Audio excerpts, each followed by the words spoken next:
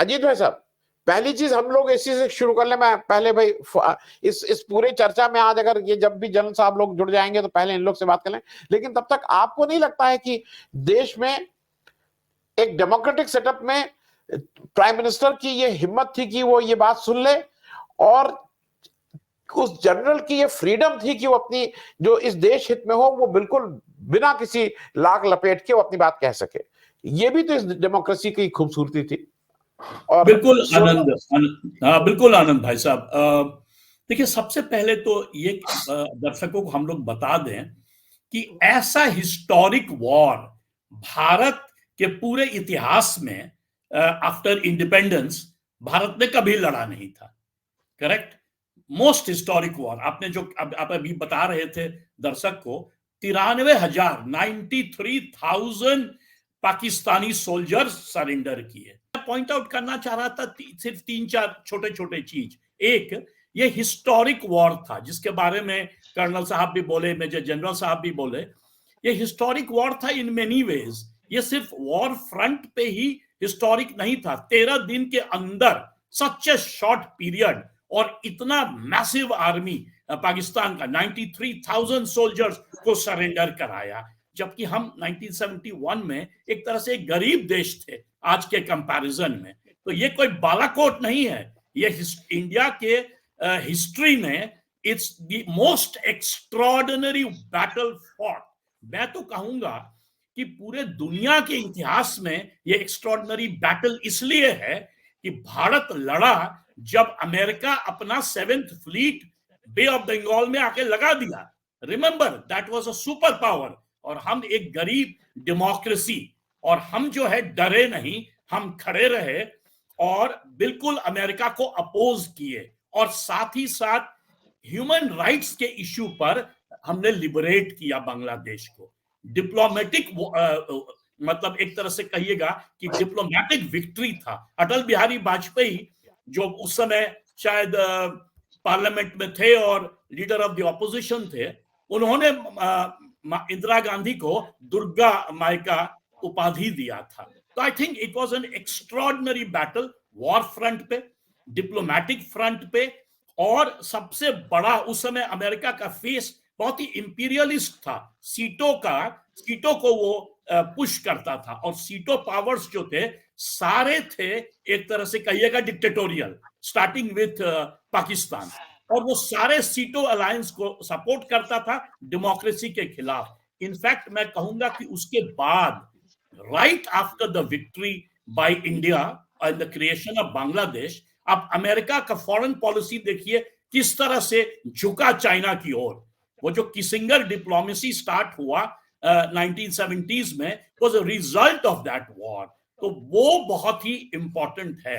मैं ये भी कहना चाह रहा था कि जो हमारे सुपरवाइजर थे यूनिवर्सिटी ऑफ कैलिफोर्निया में, रिचर्ड सिसन, बाद में लियो रोज के साथ उन्होंने एक किताब लिखा on this war. It is called war and cessation, Pakistan, India and Bangladesh. Brilliant किताब है। इनफैक्ट इंडियन स्कॉलर्स को वैसे किताब लिखने चाहिए। वो बड़ा अच्छा वन ऑफ आवर कर्नल साहब या मेजर जनरल साहब ने पॉइंट आउट किया कि हमारे पास वॉर हिस्ट्री का जो है ना, सो एक्स्ट्राऑर्डिनरी कलेक्शन नहीं है। जो है भी वो अशोका का बैटल का, या मान लीजिए अकबर का, या औरंगजेब का, या बाकी इंडियन मोनार्क्स का हिस्ट्री में, ancient India, medieval India. But post independence history में इसका जो है एक तरह से इट्स वेरी वेरी इंपॉर्टेंट। ऊपर से जो हमारे जवान लड़ते हैं उनको हम उतना सीरियसली ट्रीट नहीं करते हैं जैसे मान लीजिए कि अमेरिका या यूरोप में लिया जाता है। आप कोई भी यूरोप या अमेरिका के कोई शहर में जाइए, जापान में भी, तो आपको ह्यूज फ्यूनरल एरियाज मिलेगा। विक्ट्री उसको माना जाता है एक तरह से विक्ट्री सिंबल्स। और इनफैक्ट वॉशिंगटन में जो मेन सिंबल है वो भी विक्ट्री का है। बट भारत में आज भी हम उसको सीरियसली नहीं लिए। I would also blame the previous Congress governments, but BJP government कहती है कि हम नेशनलिस्ट पावर है। भाई कहां है नेशनलिस्ट सिंबल्स हमारे आर्मी ऑफिसर्स का? सैम मानिकशॉ का where do we have a statue? It should be in fact I think, according to me, Sam Maneksha's statue should be as tall as Sardar Patel, because Sam Manekshaw was an iconic hero.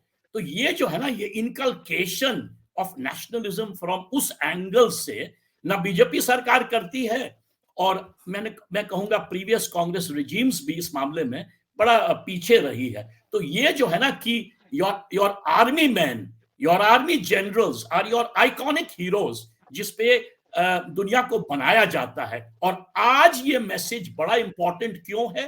क्योंकि पूरे दुनिया में आज दो बड़ा war चल रहा है, रशिया वर्सेस यूक्रेन, या कहिएगा रशिया वर्सेस नेटो पावर्स, और दूसरा मिडिल ईस्ट में जो हम देख रहे हैं, Israel versus Palestine, between Hamas. इसका मतलब है कि war is not a thing of the past, war might be a thing of the future. तो उसमें जब आप तैयारी करेंगे वॉर के लिए फ्यूचर में, तो ये inculcation of this virtue, the fact that your army jawans, your army generals are your bigger heroes than your politicians, then your film stars, then your other cricket players, ये बहुत जरूरी है। और उसके बाद finally I want to say that कि the kind of payment that is done to the lower jawans, I don't think it is very serious. उस पे जो है सारे गवर्नमेंट्स को, अभी सरकार है एनडीए का, उनको सीरियसली सोचना चाहिए। भाई सोल्जर अपना जीवन देता है, उससे बड़ा चीज क्या है देश के लिए? तो ये जो है ना, this should be a serious agenda for elections, कि भाई मतलब दिस होल स्लोगन ऑफ जय जवान जय किसान must be according to me taken in the right spirit. इससे आगे मैं क्या बोलूंगा, सारे जनरल्स हैं तो, but this is my message. Actually, एक बहुत सीरियस स्कूल ऑफ इकोनॉमिक्स है जो आर्ग्यू करता है कि जीडीपी ग्रोथ वर्ल्ड में ग्रेट पावर्स का तभी सबसे ज्यादा बढ़ा है जब वो वॉर का प्रेपरेशन किए।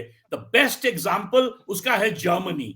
Between the world Wars Germany England से पीछे था। वॉर प्रेपरेशन ऐसा जोर बूस्ट किया जर्मन इकोनॉमी को, एम्प्लॉयमेंट इतना बढ़ा उस समय कि जर्मनी जो है इंग्लैंड से बहुत आगे बढ़ गया। और उतना एक वही एग्जाम्पल नहीं है, पूरे वर्ल्ड में एग्जाम्पल है। और दूसरी बात, जो ग्रेट पावर्स है, ग्रेट पावर्स जैसे अमेरिका, चाइना, रशिया, इंडिया, जो बड़े पावर्स होते हैं, उनके साथ द वॉर प्रेपरेशन, क्योंकि आप ग्रेट पावर हैं, इज अ बिग बूस्ट।